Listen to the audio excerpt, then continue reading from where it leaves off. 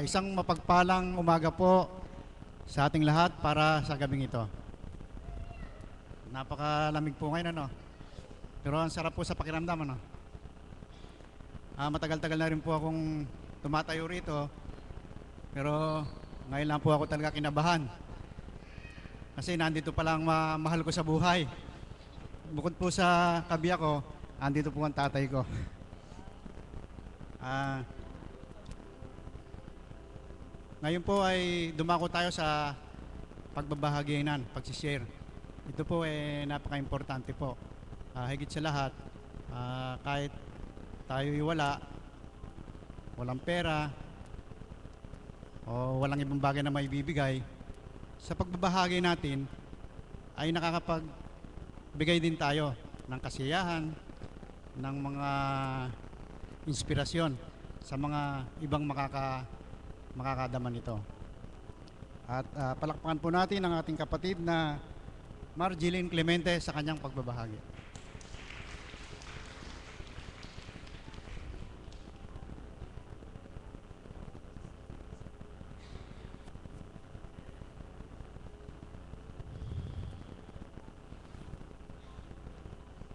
Isang napakalamig at isang napakagandang umaga po sa gabing ito. Umpisahan ko po yung share ko. Dati po kasi, taga rito lang po kami eh. Ang lugar po na ito parang dati po para sa amin yata parang yung kung bang pagamutan, ganun po. Kasi pag may sakit, ganun, pupunta rito, magpapagamot, ganun. Tas ganun lang po. Hanggang sa, yun nga po, maraming pagsubok na nagkaroon ng karamdaman. Nasabi nga po, na-share ko na po yung, sabi nga po ng doktor, nung nagkaroon po ako na, kailangan daw pong tanggalin yung matris kong isa, at tinihingan po kami ng 45,000. Pero, hindi po, dumulog po ako kay Apo, tinanong ko po yung, sa karamdaman ko po, binigyan niya po ako ng iinumin na hanggang sa 1 month. Kaya ininom ko po yun. Hanggang sa nagpa-check up po ulit ako, wala na po sinabi yung doktor na kung tatanggalin pa. Kaya nagtibay na lang po ako. Hanggang sa maraming pagsubok,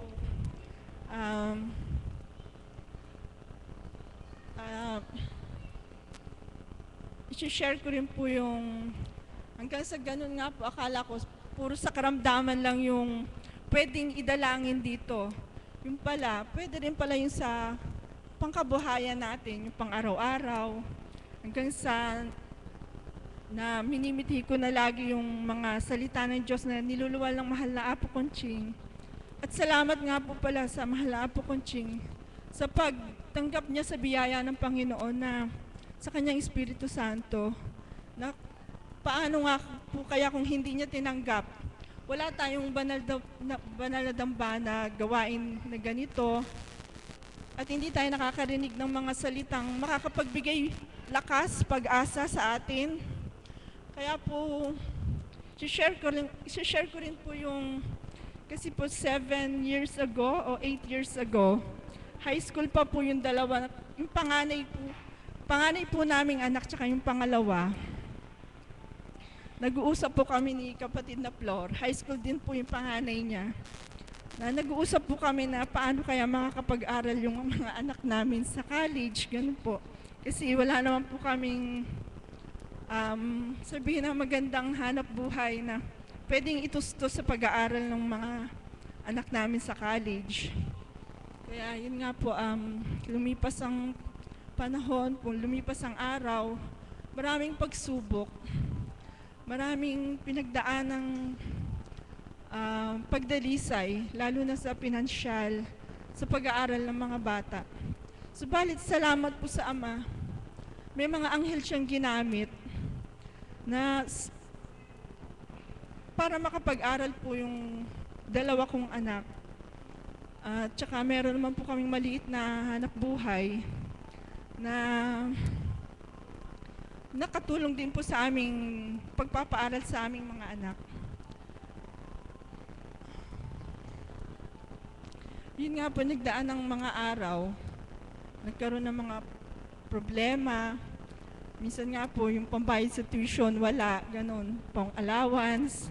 Pero subalit, salamat po sa Ama, ay hindi po namamalayan eh. Bigla pong may darating, may tatawag, ganun. Merong mga anghel na ginagamit siya para matustusan yung mga kakulangan sa buhay, yung ganun po. Hanggang sa, eto nga po, hindi man, parang lumipas lang yung taon, yung 6 na taon, 7 taon, para po bang sa pagbabata, sa pag-aantay. Sabi nga po, di ba, kung may minimithi, hindi naman agad matatanggap. Kailangan mag-antay, magbata, makita ng Panginoon kung yung pagpapakatotoo nga po natin, ganun. Siguro po ako nga, bilang nanay din po ng mga anak ko, salamat po at nagabayan ko naman po yung mga anak ko, kagaya po ng anak kong babae na talagang naisasama ko po siya rito. Na kapag nagkakaroon po siya ng time na makauwi, sumasama po siya sa akin dito at nakikinig po ng banal na aral na salita na niluluwal ng mahal na Apo.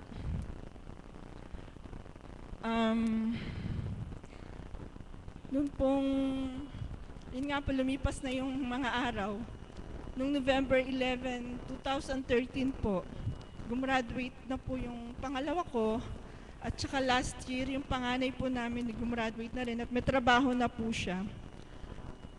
Noong November 11 po, graduation niya, siyempre po galak bilang nanay, bilang bilang tao po, siyempre galak na galak po.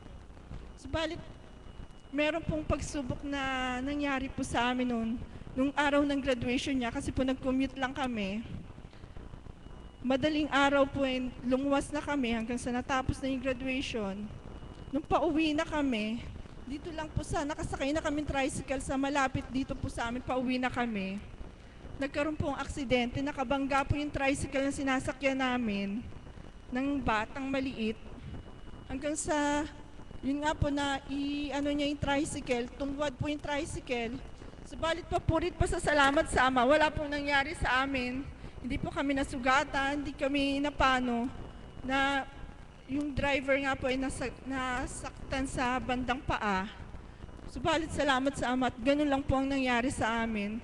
At yung bata naman daw po ay okay na. Siguro nga po pagka may galak may lungkot. Pero subalit, yun nga po, papurit pa sa salamat at ganun lang po ang nangyari.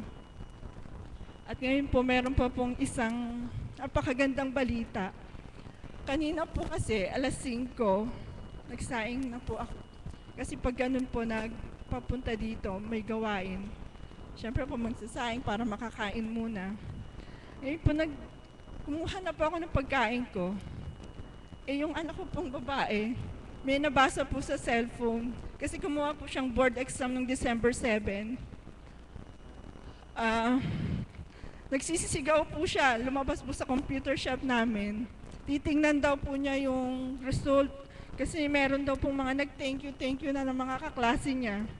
Di ako po di ko alam kung kakain ako. Ginawa ko po, binitawan ko muna yung plato. Sumunod pa ako sa kanya. Siyempre po, excitement po siguro. Kaya pagpasok po sa computer shop, pagbukas niya, sobrang nervyos po kaming mag-asawa. Kasama po yung bunso naming anak, tsaka siya.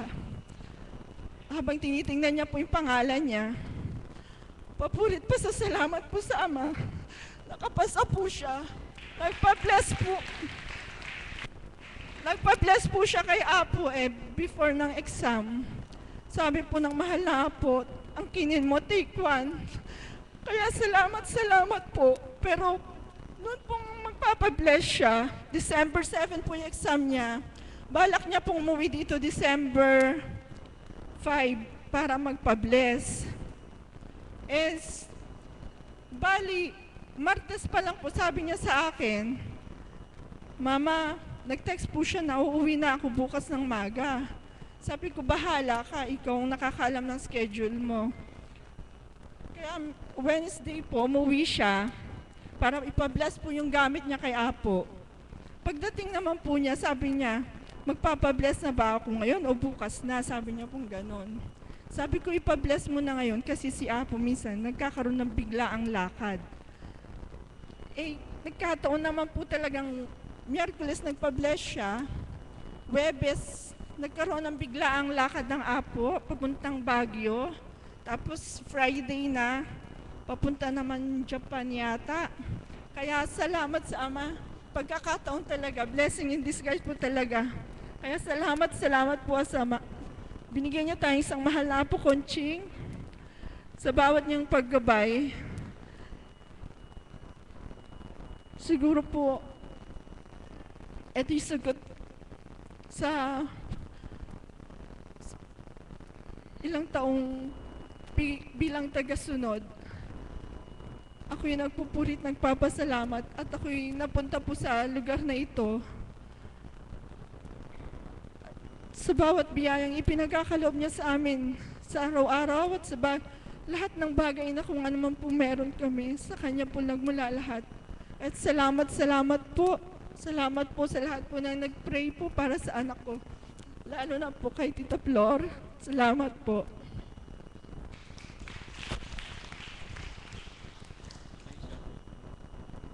Maraming salamat kapatid sa napakaganda at napaka ma-inspirasyon mong pagbabahagi.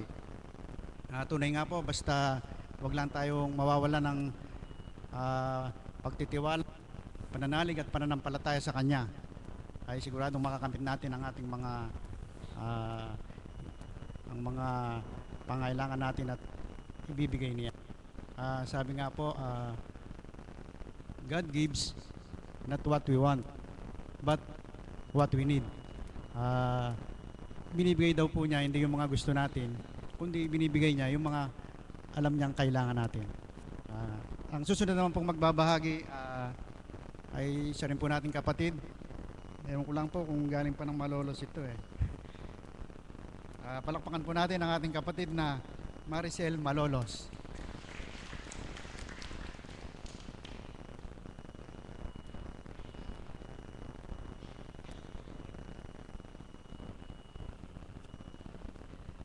Magandang umaga po sa gabing ito. Ang aking pong ibabahagi ay nangyari lamang po nitong nakaraang linggo lang po. Unahin ko po ako po ay hindi po dinatnan po ng buwanang dalaw po ng 5 buwan. So ang akala ko po, ako po ay buntis. So nag-test po ako, negative po ang lumabas. So may mga nag-suggest po na magpalipas po ng ilang buwan pa at meron daw po kasing mga test po na minsan hindi daw po nakikita at then yung pangalawa daw po, doon daw po lumilitaw kung positive po or negative siya. So inintay po namin, nagpalipas po kami, sumubok po ulit, pero yun po, negative po talaga. So ang ginawa na lang po namin, nagpalipas pa po, naghintay po ako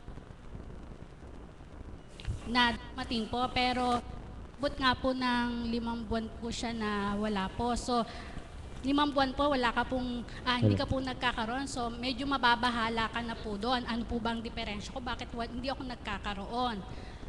So mga kaibigan ko po, yung mga kasama ko sa trabaho, nag-aan po sila na nagbibigay po sila ng mga payo. Meron po nagpapayo na magpatingin na daw po ako. Kasi nga po, hindi po ako nagkakaroon, pero wala naman po akong nararamdaman. Wala po akong nararamdaman na may masakit po sa akin. So may nagsuggest nga po na magpatingin, pero ayoko po sa doktor kasi ang hirap po pag sa doktor sinisipong ka lang po, pero sa kanila nilalagnat ka na po. So nagtry lang po kami. Doon po sa may mga nag-offer po na clinic po ng meron pong ultrasound po. Doon lang po. So, hindi po namin alam kung ano po yung resulta. Ang sabi na lang po ni Teacher May, idulog po namin kay Apo Conching po. So, yun po yung ginawa namin. Nung Wednesday nga po, pinakita po namin. So, ang sabi lang ni Apo, parang, yan lang yung mga sperm cell yung mga sperm po na hindi pumutok, hindi lumalabas. So, doon pa lang po para, wow naman, yun lang pala yun. Parang, gagaling na ako agad. Sa salitang yun pa lang, hindi ka na dapat mag-alala. Pero sinabi pa rin, sinadjust pa rin po ni Apo na gusto mo ba uminom ng mga dahon?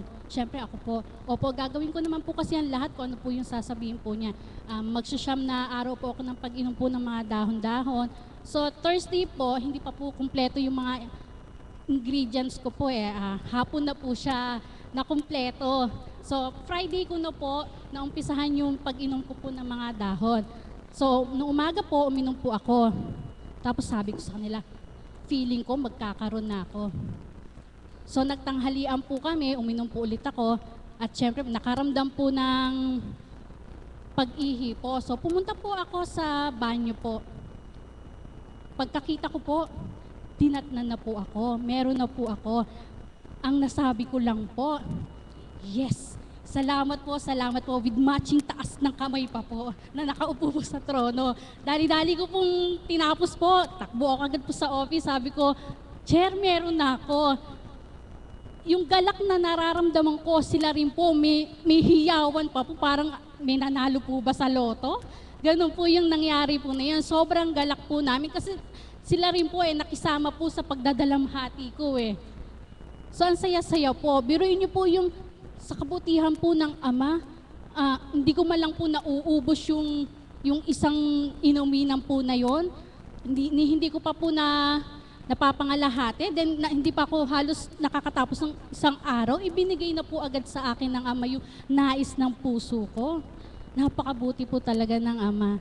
Maraming salamat po sa Ama. Papurit pasasalamat po sa Kanya. Pati po sa ating mahal na Apo Kunching po, maraming salamat po. At pati po sa aking mga kaibigan na lagi pong nandyan na nakasuporta po sa akin. Dinadamayan po nila ako. Yun lamang po, maraming salamat po.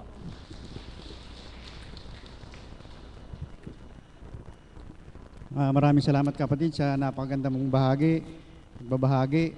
At tunay nga po na sinasabi nga, blessing in disguise yung kaya minsan po, nagpapasalamat pa pagka nagkakasakit dahil, di po ba, yun po ang nagiging dana para mapalapit sa kanya. Dati po, pag sinabing taga-Tondo, nakakatakot, di po ba? Ngayon po, iba na. Pag sinabing taga-Tondo, mabait yun. Palakpakan po natin ang kapatid nating nagmula pa sa Tondo sa kanyang pagbabahagi. Kapatid na Emma.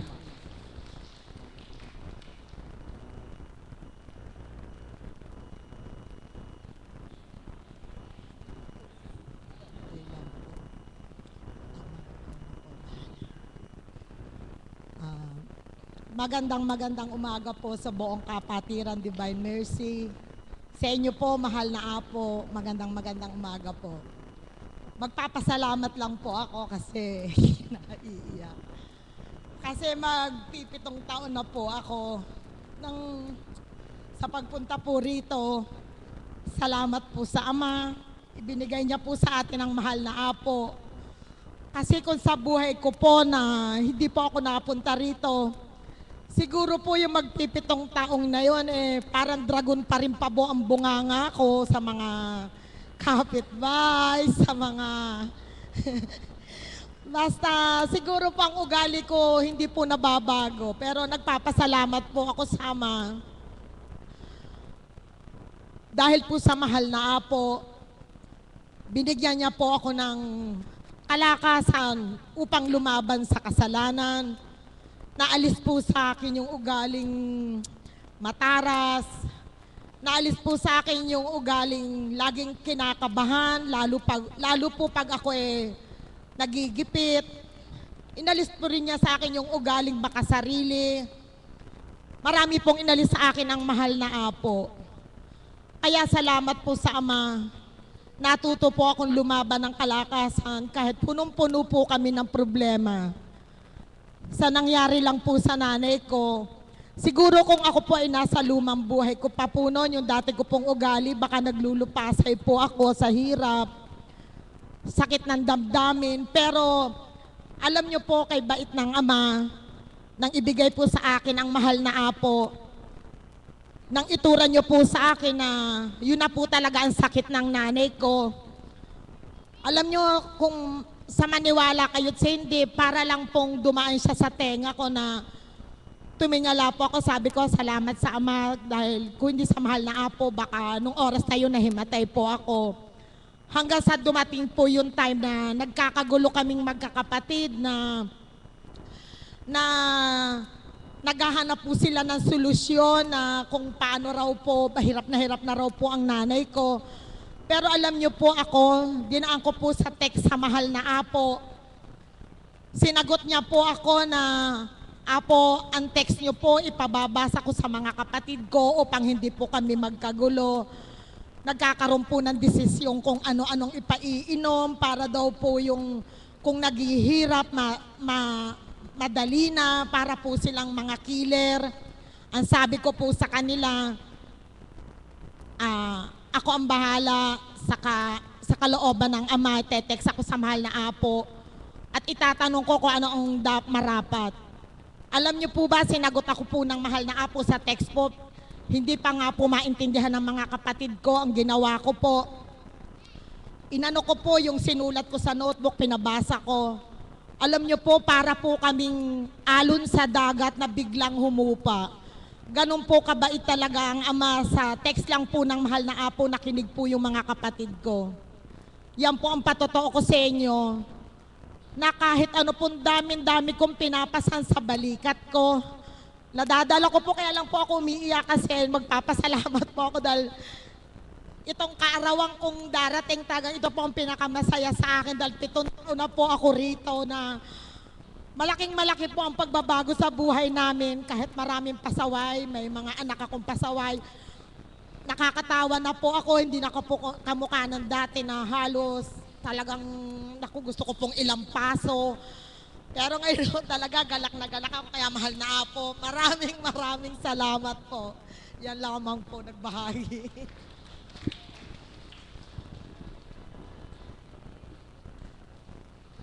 Maraming salamat po kapatid. Nakita niyo naman po ngayon ng mga taga-Tondo.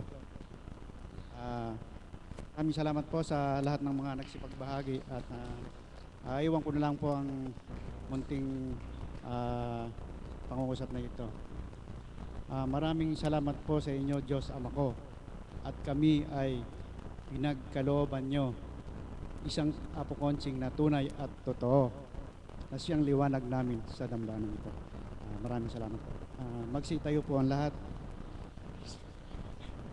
Pagbibigyan ko lang po sandali yung kabiyakot.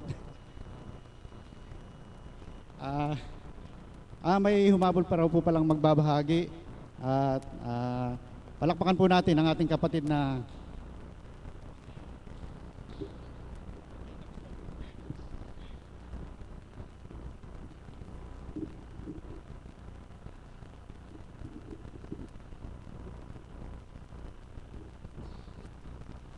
Isang magandang umaga po sa gabing ito. Kahit po malamig ang panahon, pero ba't nga po ba ang dakong ito ay hindi mawalay sa aking isipan? Magbuhat po ng ako ay maakay sa dakong ito. Totoo po ang sinabi ng Ama na nadaman niya na ang pagtanggap ko sa dakong ito ay naririto ang Diyos na buhay. Kasi nga po, sa unang buhay ko, nabahagi ko na nga po ito. Sa lahat man, nabalutan man ako ng pagkakasala. Hindi naman po lahat ng nagawa ko rito ay pagkakasala, subalit ganun pa man po. Pero kinalinga at tinanggap ako ng Panginoon sa dakong. Dito ko nadama ang tunay na Ama na siya nagbibigay ng pagbigat magmamahal sa bawat isang tumatanggap sa atin. Nagpapasalamat ako dahil nakilala ko nga po ang mahal na Apo. Sakit, dusa, pagtitiis ang unang natanggap ko sa aking unang buhay. Subalit nga po, nang ako'y madako dito, baku-baku man, liku-liku man, ang aking dinaanan sa unang buhay ko, unti-unti, inaayos, tinutuwid ng ating Ama. Salamat nga po sa mahal na Apo dahil siya ay binigay sa atin. Sino nga ba sa atin dito ang hindi nagdaan sa mga pagsubok? Ako nga po, sabi ko na sa inyo, Ang dinanas ko sa unang yung buhay ko ay mahirap, sakit. Lahat na nga po yata ay nadaanan ko na. Subalit, naririto pa rin po ako, nakatindig sa inyong harapan, lumalaban, nananalig, nananampalataya, nagtitiwala sa ipagkakaloob ng ating Panginoon sa aking buhay. Marami nga po akong, akala ko nga po, hindi ko na matitikman ang lahat ng iyon. Pero sa unang Pasko na ibinigay sa akin ng Ama, na aginaldo niya dito sa akin, ang ibinigay sa akin ng Panginoon ay kapayapaan. Kasi noon po, pag nagmimensahe ang mahal na Apo, hindi mo man ituran, naman lang ng iyong isipan, batid niyang lahat. Sabi niya sa akin, anak, walang imposible na magiging posible. Kasi nga po noon, ang buhay ko, magulo, kumakain ka, subalit ang isip, ang puso mo, hindi mo maintindihan kung ano. Lalo na nga po sa kabiyak ng aking puso. Dito pinagaloob sa akin ng Ama na totoo po pala yun, na darating at darating. Hindi puro sakit. Mayroon din po palang darating na ginhawa sa buhay. Ito pong binigay sa aking aginaldo ng Ama noon. Talaga pong walang katumbas na halaga na sa dapi. Sabi nga po niya sa akin, sa mga kabatid niya, sa ating mga kapatid na alagad, pag sila ay binibigyan ng pagkakataon ng mahal na Apo na binabasbasan. Ang pabatid sa akin ng Ama, anak, salamat. Ikaw man ay salat sa salaping na turingan, subalit ang katumbas, na alang katumbas na halaga ang ibinibigay ko sa iyo.